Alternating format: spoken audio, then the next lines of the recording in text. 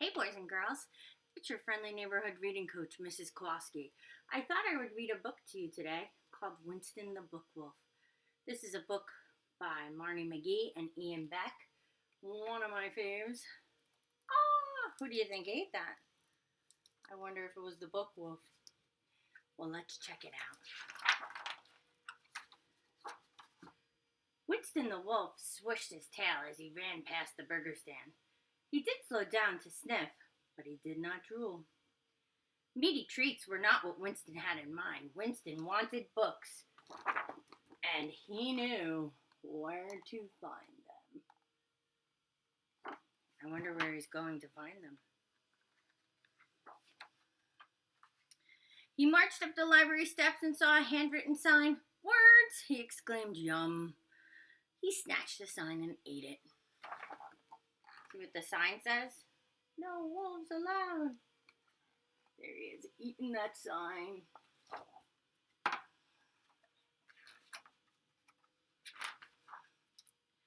Winston opened the door, but an angry librarian stood in his way. "You, Mr. Wolf, may not come in. The sign on the door says, 'No wolves allowed.'" Winston bared his teeth. "I ate your silly sign," he growled. "Now step aside." The librarian rang her bell. "He's back," she cried. "That wicked wolf who chews on books." Oh my goodness. She looks like she does not know what to do. He's going to eat up all the books in the library.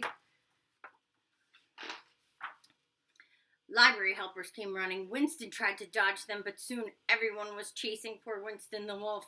Winston leapt over computers. He hopped over tables and chairs. Soon, he'd be trapped. But then, a girl named Rosie appeared. "Quick," she said, "follow me." And Rosie showed Winston a secret door. Does Rosie remind you of anybody? She led him through an alley, then under a bridge and over a hill. When at last the two of them stopped, Rosie demanded the truth. "Why do you nibble on books? Why ask for trouble, Wolf?" "Isn't it obvious? Can't you guess?" asked Winston. "Words are so delicious. Why, words taste better than roasted skunk, even better than gopher stew." "Wolf," said Rosie, "you must break this terrible habit. You must never, never nibble on books again." "Never." Winston began to howl. "I'll starve," he wailed. "I'll die without words." That's kind of how I feel too. I love words. Check out up here. Look what we got. The cow jumping over the moon.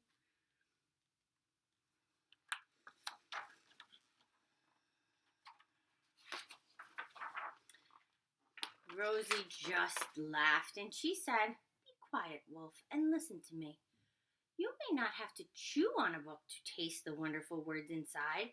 Words taste even better when you eat them with your eyes." Winston squinted at Rosie. "Is this a trick? Can this be true?" "Trust me," said Rosie. "Sit down. You and I are going to have lessons." So each afternoon, Rosie read stories to Winston. She taught him to sound out the words. Winston caught on fast. He learned to eat words with his eyes, which is to say, Winston learned to read. Check out Rosie and Winston.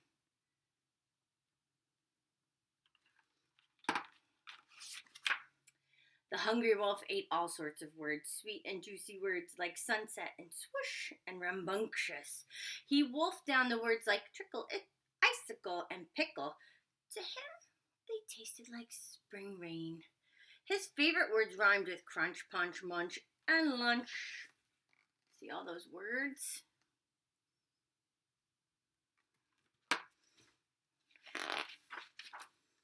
Winston read Rosie's book until he knew them all by heart. Then Winston said to Rosie, "I must have a new stack of library books." Rosie sighed. "Why? Try it again. You know they're going to block the door. The sign says, 'No wolves allowed.' And that means you." See what there? By Granny. "I'll never give up on books," he declared. "I will never give up on books. Never." Then Winston smiled. "Do you suppose your grandmother's clothes might fit a wolf?" Rosie scratched her head. "Grandmother's clothes?" wolves? Trust me, said Winston. I have a plan. I wonder what that plan is. What do you think?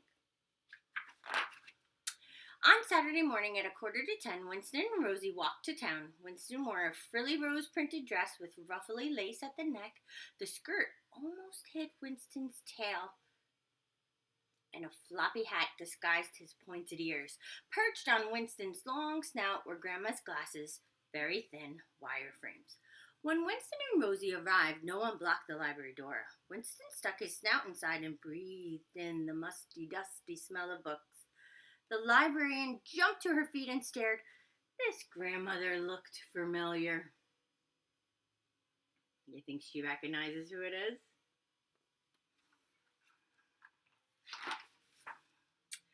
Rosie marched right up to her. I'd like you to meet my Granny Winston, she said. She needs a library card so she can check out books, and she'll gladly read a story time. The children will love some of her tales. Winston nodded. I'll read to the children all day long if you'd like. Do you think they got away with it? Let's see. And so, week after week, Granny Winston read stories to children. If anyone noticed the sharp white teeth, nobody complained. And if at times the hem of Granny's skirt seemed to twitch and sway, no one revealed the secret. Winston the wolf, or Granny, so called, never lost his taste for words. Words were always his favorite treat. And see, Winston, in the library, look at the little sign, right? It says the story lady. I don't know if you look really close. See what book Winston is reading?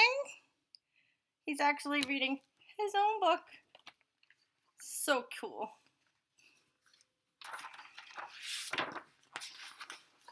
And here at the back is a note to the reader. A note to the reader. If your story lady wears long skirts and floppy hats, she may be a wolf in disguise, a lover of words, a gobbler of books. Please be very, very kind for me. Love, Winston the Book Wolf. The end. And check out the forest. That picture looks like the one earlier in the book, right? And we have the back. So Winston doesn't make books look like this anymore. All right, tune in another day and I'll bring you another story.